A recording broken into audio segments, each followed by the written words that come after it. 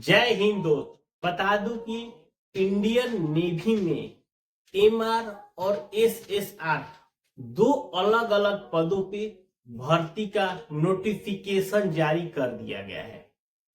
अब ये दोनों पद किस कैटेगरी के हैं, दोनों का क्या वर्क होता है, दोनों में क्या अलग अलग क्वालिफिकेशन मांगे जा रहे हैं, फॉर्म कब से भरा जाएगा, इसमें मेल या फीमेल दोनों भर सकते हैं कि नहीं, सारी चीजों की हम डिटेल जानकारी हम इस वीडियो में देने वाले हैं।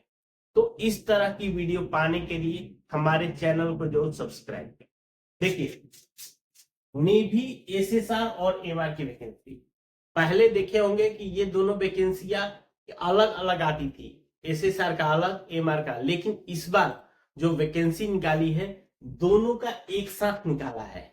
इसके साथ साथ मैं इस वैकेंसी के बारे में बता दूं, ये वैकेंसी साल में 2 बार आती है, ये फिक्स है। भले वो कम पद हो या ज्यादा पद हो वो अलग मैटर है, लेकिन इसीलिए इस बार भी जो नोटिफिकेशन दिया गया है 2025 क्या, पहला वैकेंसी तो निकल गया था, दूसरा वैकेंसी साथ के साथ 26 का पहला वैकेंसी और 26 की दूसरी वैकेंसी, इसका भी इन्होंने इसी में नोटिफिकेशन किया गया।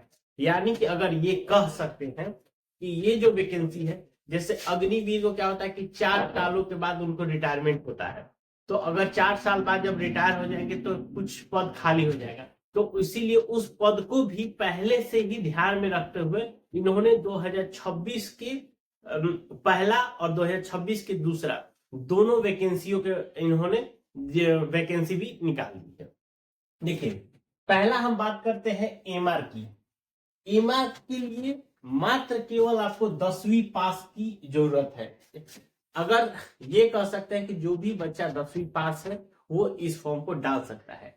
अब इसका मैं थोड़ा काम बता दूं। देखिए, ये काम ज्यादातर होता है जैसे मेस से रिलेटेड, जैसे जो वहां पे नेवी के लिए मेस चलते हैं उसके अंदर कुक हो गए, फिर उसके बाद जो वहां पे खाना खिलाने वाला अरेंजमेंट हो गए, तो इन सब चीजों से रिलेटेड ही वहां पे एमआर का वर्क होता है। दूसरा होता है एसएसआर, इसके लिए 12th की जरूरत है, और ये होता है जैसे रडार से रिलेटेड, जो पानी वाले जहाज है उससे रिलेटेड, यानी कि ये कह सकते हैं कि ये एक टेक्निकली होता है वर्क। तो ये दोनों काम में यही डिफरेंस है, एक हो गया आपका मेस से रिलेटेड और दूसरा हो गया आपके टेक्निकल जहाज से रिलेटेड, यही सारी वर्क होते हैं, ये दोनों हो गया। अब देखिए, जो 3 वैकेंसियां निकली है, देखिए पहला है एडवर्टाइजमेंट नंबर 2/2025, इसमें वही बच्चा अप्लाई कर सकता है जिसका डेट ऑफ बर्थ 1 सितंबर 2004 से लेके 29 फरवरी 2008 के बीच में है। एकदम क्लियर कट उन्होंने डेट ऑफ बर्थ भी दिया हुआ है कि इसी डेट ऑफ बर्थ के बच्चा इस एडवर्टाइजमेंट के अंदर डाल सकता है। दूसरा है एडवर्टाइजमेंट नंबर 1/2026, इसमें जिसका डेट ऑफ बर्थ 1 फरवरी 2005 से लेके 31 जुलाई 2008 के बीच में जिसका भी डेट ऑफ बर्थ है वो इस फॉर्म को डाल सकता है।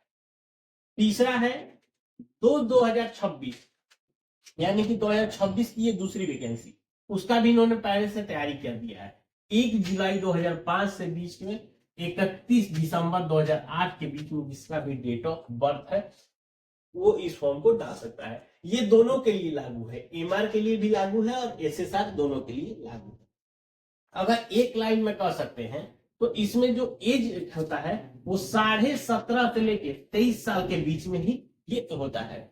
और ये सेना में क्या होता है कि जो ओबीसी या एससी एसटी को जो छूट देते हैं, सेना में ऐसी कोई चीज नहीं होती, वो सभी कैटेगरी के लिए सेम ही डेट ऑफ बर्थ होता है, उसके लिए इसमें कोई नहीं। अब चूंकि सेना का भर्ती है तो इसमें हाइट वाइट की जरूरत पड़ेगी ही। तो देखिए, इसमें हाइट की क्या जरूरत है। हाइट है, अगर मेल है तो 157 सेंटीमीटर और फीमेल है तो 152 सेंटीमीटर। यहाँ बता दूं कि आर्मी की जैसे बहुत ज्यादा लंबाई की जरूरत नहीं है, क्योंकि ये एक ऑफिशियली है तो इसलिए इन्होंने हाइट भी 157। इसमें जो दौड़ होगा 1.6 किलोमीटर होगा, लेकिन मेल के लिए 6 मिनट 30 सेकंड मिलेगा और फीमेल के लिए 8 मिनट मिलेगा। ये इनका प्रोसेस है। स्क्वाट जो होगा 20 मेल के लिए और फीमेल के लिए नहीं है।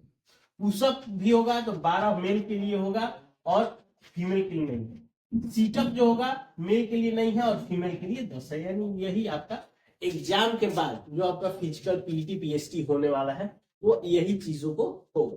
तो अगर आपको लगता है कि मैं एग्जाम भी क्लियर कर लूंगा और मेरा हाइट वहां है, मैं दौड़ लूंगा, ये सारी चीजों को कर लूंगा और आपको सेना में जाने का आपको है, तो आप ये फॉर्म आपके लिए बहुत ही अच्छा है।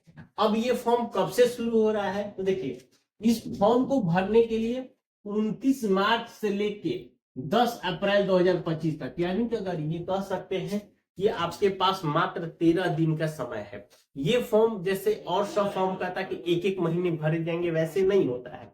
ये फॉर्म मात्र 13 दिन आपको समय देगा आपको फॉर्म भरने के लिए।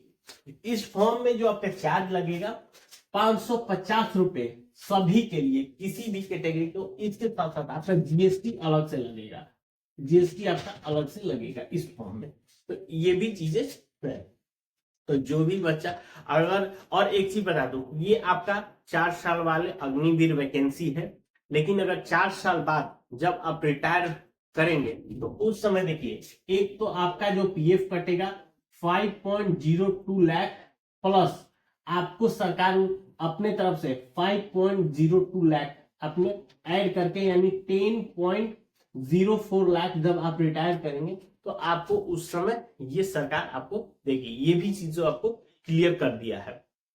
तो अगर इससे रिलेटेड अगर आपको कोई और जानकारी चाहिए, हमें नीचे कमेंट करके पूछ सकते हैं। मिलते हैं नए वीडियो में, तब तक के लिए।